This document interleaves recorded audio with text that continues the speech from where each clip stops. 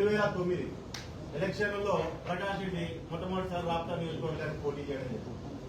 ఆ టైంలో గాల్పూంజ్ అనే గ్రామంలో చిన్నపాటి ఘర్షణని చూపెట్టుకొని ఆ రోజున రాజశేఖర రెడ్డి గారి దగ్గరికి వెళ్ళి ఈ రోజు ఎట్లయితే ఏడుపులు పెడబొబ్బులు పెడుతున్నాడో అదే రకంగా ఆ రోజు ఏడుపులు పెడబొబ్బులు పెట్టి అక్కడి నుంచి గన్మెన్లని ఆ రోజు తెచ్చుకోవడం జరిగింది. గన్మెన్లు వచ్చినప్పటి నుంచి ఆ రోజున్న హంద్రీనివాలోని కాంట్రాక్టర్లు కావచ్చు, సబ్ కాంట్రాక్టర్లు కావచ్చు, రియల్ ఎస్టేట్ వాళ్ళని కావచ్చు, అందరినీ బెదిరించి వసూళ్లు మొదలు పెట్టినప్పుడు అదే కాంగ్రెస్ గవర్నమెంట్ లో ఇతను కూడా ఒక నియోజకవర్గ స్థాయి ఇన్ఛార్జ్.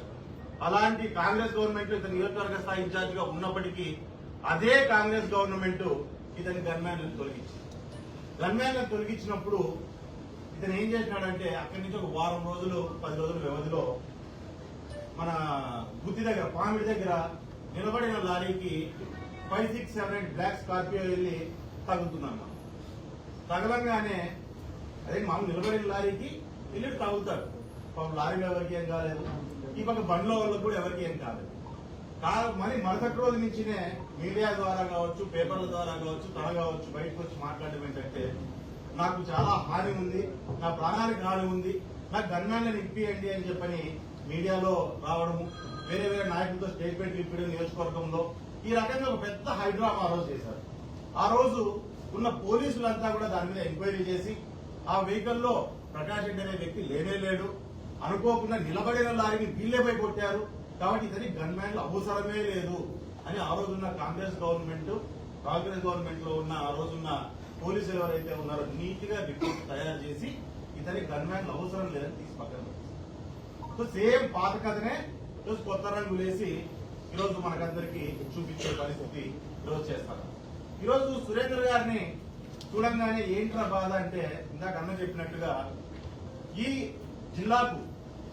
జిల్లాకు లైఫ్ లైన్ గా నిలబడిన హంద్రీనివాస్ కాలువ ఏదైతే ఉందో ఆ రోజున్న పరిస్థితుల్లో గవర్నమెంట్ సపోర్ట్ తీసుకుని ఇతరు పూర్తి స్థాయిలో ఇతర స్థాయికి మించిన వర్కుల్ని తీసుకోవడము, పనులను పూర్తి చేయకోకుండా లేదా 7-8 ఏళ్ళు ఆ ప్రాజెక్టు డిలే అయ్యే పరిస్థితి, పూర్తి ఫండింగ్ ఉన్న ప్రాజెక్టు డిలే అయిపోయే పరిస్థితుల్లో ఉన్నప్పుడు ఇక్కడ మాత్రమే కాదు మొత్తం ఎక్కడైతే ఫేజ్ 2 లో ఉన్న కాంట్రాక్ట్ పనులన్నింటిలో కూడా కాంట్రాక్టర్లు ఎక్కడైతే పని చేయలేని పరిస్థితి ఉందో వారందరినీ వాళ్ళు చేస్తారా లేదని వాళ్ళని అడిగి తొలగించి కొత్త కాంట్రాక్టర్లకు పాత రేట్లతో ఆ రోజు వర్కులు ఇవ్వడం జరిగింది. ఎందుకు ఈ హంద్రీనివాస్ అనేది ఫినిష్ అయిపోతే రాయలసీమ ప్రాంతానికి నీళ్లు వస్తే సస్యానందంగా మారుతుంది. ఇది కాంట్రాక్టర్ని బాగుపరచడానికి కాదు, రాయలసీమ ప్రాంతాన్ని బాగుపరచడం కోసం ఈ ప్రాజెక్ట్ అని చెప్పి ఆ రోజు టీడీపీ పార్టీ తీసుకున్న నిర్ణయాన్ని లో భాగంగా ఆ రోజు సురేంద్ర గారికి ఎస్ఆర్సీ కంపెనీకి ఆ రోజు ఆ వర్కుల్ని బలవంతంగా ఇవ్వడం జరిగింది. బలవంతంగా మా పనులు అయిపోవాలి, తొందరగా ఈ పాత రేట్లకు కానీ మీరు చెయ్యండి అని చెప్పి కట్టబెట్టడం జరిగింది. లాస్ ఆఫ్ ప్రాఫిట్ నెత్తినేసుకుని జిల్లా కోసం అనగానే ఆయన కూడా ముందుకు వచ్చి త్యాగంగా ఆ వర్క్ ని ఫినిష్ చేయడం జరిగింది. అది త్వరలోనే అంటే 2-3 ఏళ్ల సమయంలోనే 7 ఏళ్ళుగా నిలబడిపోయిన వర్క్ ని పాత రేట్లతో వచ్చేసి నీళ్ళని బ్రహ్మాండంగా రాయలసీమ ప్రాంతంలో ముఖ్యంగా మన అనంతపురం జిల్లాలో నీళ్లు రావడంలో ముఖ్యంగా ఎస్ఆర్సీ కంపెనీ ఒక ముఖ్య పాత్ర పోషించిందనే విషయాన్ని తెలియజేస్తుంది. అదే రకంగా ఆ రోజు నుంచి మీద చిన్నపాటి ఒక కక్ష అనొచ్చు, లేకుంటే ఒక అసూయ అనొచ్చు, లేకపోతే ఏదో మాకు మేము ఇంకా డబ్బులు తినేవాళ్ళము, ఈరోజు వర్క్ ఫినిష్ చేసేసి మాకేదో ఇక్కడ ఏదో పేద చేశారు తెలుగుదేశం పార్టీకి అనే పరిస్థితి కావచ్చు. ఎందుకంటే ఆ రోజు ఉన్న పరిస్థితుల్లో ఎస్ఆర్సీ సురేంద్ర గారు కానీ పార్టీలో వ్యక్తి ఒక ఎమ్మెల్యే కాదు, ఒక కాంట్రాక్టర్ గా ప్రాంతం మీద ఉన్న అభిమానంతో ఆయన చేసిన పని. ఆ రకంగా ఆయన మీద పూర్తి స్థాయిలో ఒక రకమైన ఒక దీన్ని పెట్టుకోవడం జరిగింది. మరి అక్కడి నుంచి అక్కడే కాకోకుండా ఈరోజు ప్రకాష్ రెడ్డికి ఇక్కడ కూర్చున్న మేమే ముగ్గురు చిన్న అడ్వైస్ ఇద్దాం అనుకుంటాను. గన్మెన్లు తెచ్చుకోవాలంటే చాలా దారులు ఉన్నాయి. గన్మెన్లు తెచ్చుకోవాలంటే చాలా దారులు ఉన్నాయి. కోర్టుకు పోవచ్చు, ఎస్పీ గారిని అడగొచ్చు, లేకుంటే కోర్టుకు పోయి పెళ్లి గన్మెన్లు తెచ్చుకోవచ్చు. ప్రాణాలు మీరు తెచ్చుకోవచ్చు. ప్రకాష్ మేమంతా అడ్వైస్ చేద్దాం అనుకుంటాం. పాపం ఇంట్లో నీకు భార్య గురించో, కూతురు గురించో, కొడుకు గురించి ఆలోచన చేసుకో. ఎత్తికి తెచ్చుకోవద్దు. ఎత్తికి తెచ్చుకొని గన్మెన్ల కోసం నేను ప్రాణాల మీద తెచ్చుకున్న ప్రకాష్ రెడ్డి పేపర్లో పడడం కూడా చాలా గలీజ్ గా ఉంటుందనే విషయాన్ని ఒకసారి. అదే రకంగా చెప్తాను, జాయింట్ వెంచర్ అంట. జాయింట్ వెంచర్ లో అతను ఏదో చంపడానికి కుట్ర చేశారు. నిన్ను చంపడానికి జాయింట్ వెంచర్ అవసరమా? పాప మా డ్రైవర్ తూగిందంటే తూగింది తింటే మన కేసు నిన్న పిఎం ఈరోజు ఇంట్లో ఊదిగట్ల వాసన ఈరోజు అదే పరిస్థితి. అంతకంటే వేరే జరిగేది ఏం లేదు. ఏదైతే నీకు ఇది ఉందో దయచేసి దాని మీద ఇది చేసుకో. ఈ రకంగా పిచ్చి పిచ్చి మాటలు మాట్లాడడం మాకు. నువ్వు ఒక ప్రజాప్రతినిధి, 3 సార్లు పోటీ చేశావు, ఒకసారి గెలిచావు.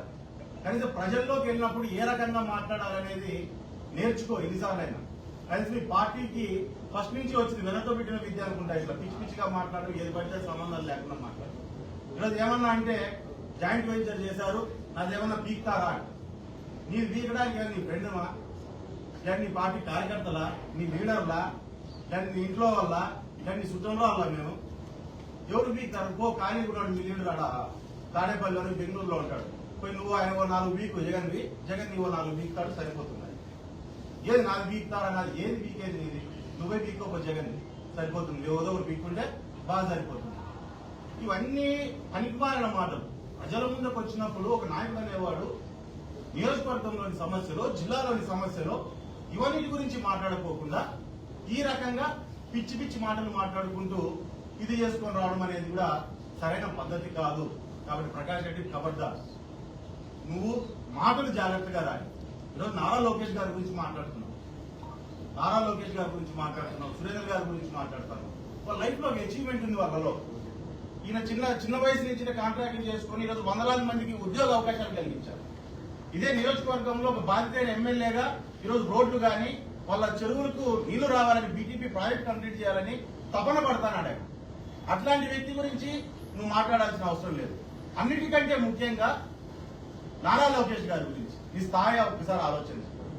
నీకు పెద్ద హైవే వేస్తేనే స్ట్రైట్ గా పోలే టార్గెట్ లోకేష్, నువ్వు నా టార్గెట్ అంటున్నావు. స్ట్రైట్ హైవే వేస్తే హైవేలో స్ట్రైట్ గా పోలేకపోయి బండి తగ్గించుకున్నావు. నువ్వు మాట్లాడుతున్నావు, నువ్వు టార్గెట్ నువ్వే నాకు అని చెప్పాలి. నీ స్థాయి ఏంటి? ఈ రోజు ఈ రాష్ట్రంలో పెట్టుబడులు తీసుకురావాలి, ఈ రాష్ట్రంలో క్యాలెండర్ వేసుకుని జాబులు ఇప్పియాలని, స్కూళ్లు బ్రహ్మాండంగా ఉండాలి, ప్రైవేట్ స్కూళ్లకు మించి గవర్నమెంట్ స్కూళ్లు ఉండాలని 2 సార్లు మంత్రిగా పనిచేసి నీ ఊర్లో వేసిన సీసీ రోడ్లు కూడా లోకేష్ గారు మంత్రిగా పిఆర్ మంత్రిగా ఉన్నప్పుడు వేసిన సీసీ రోడ్లు ఒకసారి నువ్వు ఆలోచన చేసుకో. ఏం చేసినావు? మీరు అచీవ్మెంట్స్ ఈ రకంగా ఉన్నాయి. నీ ఊర్లో నీ ఒడ్డు పొడవు ఎంత ఉందో